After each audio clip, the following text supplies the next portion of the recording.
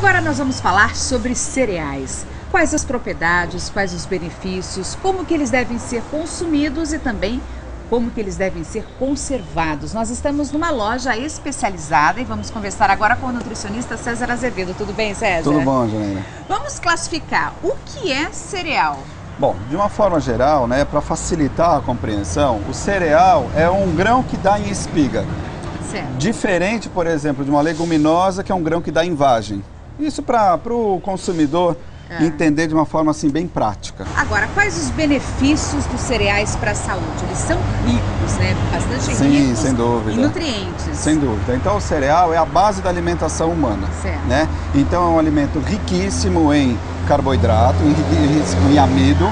E esse amido é o que dá energia, digamos assim, para a nossa vida. Certo. Né? Além disso, ele é rico também em vitaminas do complexo B e minerais, principalmente se ele está na forma integral. Porque o que acontece? Se você tem um cereal beneficiado, certo, você tira, digamos assim, a fibra. E a fibra lentifica a digestão do cereal, melhor dizendo, do amido. Esse amido, depois de digerido, vai se transformar em glicose, que chega na corrente circulatória. Quando tem essa fibra, dificulta essa digestão, lentifica essa digestão e essa glicose então vai chegar mais lentamente na circulação, então vai subir menos a glicemia. Então isso é altamente recomendado para os diabéticos e também pessoas que fazem algum programa de diminuição de calorias, por exemplo, porque você tem um poder de saciedade maior com cereal integral. Mas diante de tanta variedade de cereais, o quanto devemos consumir por dia? Uma dieta mais ou menos de 2.000 calorias, 6 porções dia. Então uma porção de cereal, por exemplo, no caso do arroz, 4 colheres de sopa é uma porção. Um pegador de macarrão feito com macarrão é feito de trigo, um pegador seria considerado também uma porção. Uma média, um pãozinho é considerado uma porção também de cereal. Agora, atenção para a diferença no consumo das farinhas. Por exemplo, a farinha de milho, que é diferente da farinha de arroz, que tem mais amilopectina, que digere rápido, que vai virar glicose com mais rapidez. Já a farinha de milho, ela demora um pouco mais para ser digerida, ela dá um poder de saciedade, ela vai aumentar menos, digamos assim, a glicemia.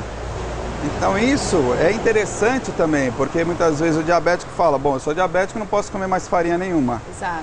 Pode, sem sombra de dúvida, não só pode, como deve. Agora tem uma outra questão também que, bom, se eu tenho uma farinha de trigo que digere um pouco mais rápido, vou preferir uma farinha integral. E sobre a granola?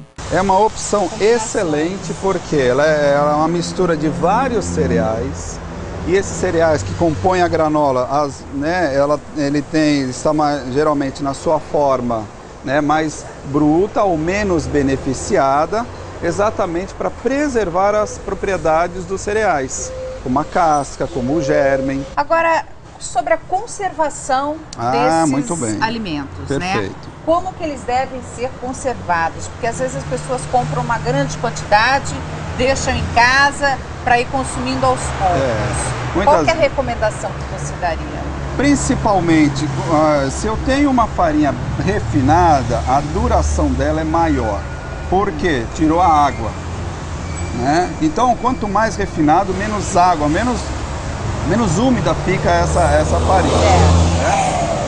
Então, se eu tenho, por exemplo, uma farinha bem refinada, tenho menos água, então menor o risco de fungar. Entretanto, eu moro numa cidade praiana. Todos nós aqui moramos numa cidade.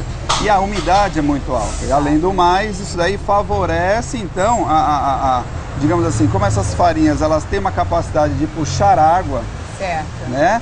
Então, aí, se de um lado ela tem um tempo de prateleira maior, porque não tem água, mas por estar num ambiente úmido, a partir do momento que eu abro a embalagem, eu tenho que conservar e consumir rapidamente. Abri a embalagem, já entrou umidade. Por mais que eu feche adequadamente, eu não posso demorar para utilizar essa farinha, porque senão vai fungar do mesmo jeito, pode estragar antes do prazo de validade. Bom, e aí como que a pessoa ela percebe isso? O gosto muda completamente, sem sombra de né? dúvida. O gosto muda. Quando você pega a farinha, parece que ela está em bloco, né? Em blocos, percebe que ela está um pouco mais úmida, né? Então é melhor não usar. Ao abrir assim, cheirar, vem aquele cheiro úmido de mofo, isso não pode usar. Mesmo que não tenha nenhum vestígio de fungo, mas ao pegar a farinha e ela não se desmanchar com facilidade, né, já é formar grumos ou blocos, né, então é melhor deixar de lado, porque um processo ali de fermentação imperceptível já aconteceu. Agora, César, para a gente finalizar, qual que é a recomendação que você daria para todos que estão nos assistindo com relação aos cereais, então? Que eles devem fazer parte da alimentação, né? Que é fundamental que as pessoas tirem suas dúvidas com profissionais, né? Para saber o quanto que pode consumir, desmistificar essa história de que cereal só tem calorias, que não é isso, tem muita vitamina, tem muito mineral, e os cereais integrais são fantásticos para a nossa saúde. E quanto mais cereal integral você consome, menos doces, menos outros alimentos gordurosos você consome. Ele sacia um pouco. Sem sombra de dúvida, ele tem um poder de saciedade muito melhor. Ok, muito obrigada. De nada, imagina.